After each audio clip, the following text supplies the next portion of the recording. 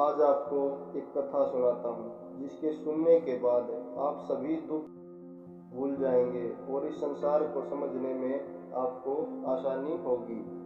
एक बार एक महान संत अपनी कुटिया में बैठे हुए थे। उनके पास एक व्यक्ति आता है और कहता है कि आप मुझे कम से कम शब्दों में सुखमय जीवन व्यतीत करने का रास्ता बताएं। तब वह महान संत उनको देखते हैं और उनको कहते हैं कि आपका कोई पुत्र है? वह व्यक्ति कहता है कि हाँ, मेरा एक पुत्र है। संत कहते हैं, क्या आपका कोई भाई है और उसका कोई पुत्र है? वह व्यक्ति कहता है कि हाँ, मेरा एक भाई है और उसका भी एक पुत्र है। संत कहते हैं कि क्या आपका कोई पड़ोसी है और उनका कोई पुत्र है? वह व्यक्ति कहता है कि हाँ, मेरा एक पड़ोसी है और उनका भी एक पुत्र है।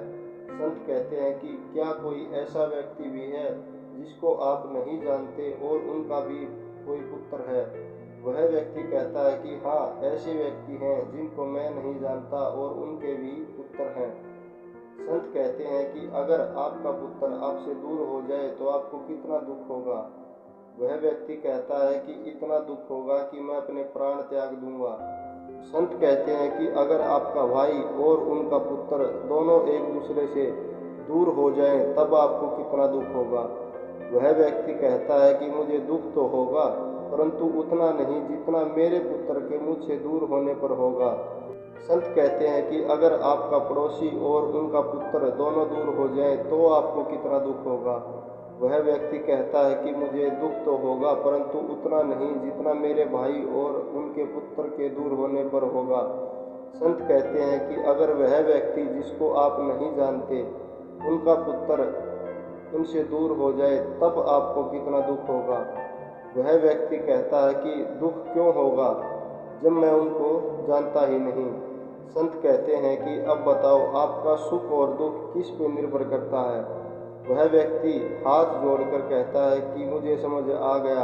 हमारा सुख दुख इस बात पर निर्भर करता है कि हमारे पास या हमसे दूर जाने या आने वाली वस्तु या जीव के साथ हम कितने जुड़े हुए हैं। उस वस्तु या जीव को हम किस हद तक अपना मानते हैं और उस वस्तु या जीव के साथ हमारी भावनाएं कितनी जुड़ी हुई हैं। संत ने कहा, जिस प्रकार ये पृथ्वी अपनी एक जगह पे स्थिर नहीं है उसी प्रकार हमारा जीवन भी एक जगह पे स्थिर नहीं है। सुख दुख, जन्म मृत्यु, शुभ अशुभ, ये सब उस परमात्मा द्वारा लिखे गए हैं। जो भूतकाल में चला गया वो वापिस नहीं आ सकता, उसकी चिंता क्यों करनी? जो भविष्य में होने वाला है उसका पता नहीं तो उसकी चिंता क्यों करनी? हमेशा वर्तमान में जीवन व्यतीत करो, उस परमात्मा के नाम का सुमरण करो। यही एक तरीका है सुखमय जीवन व्यतीत करने का।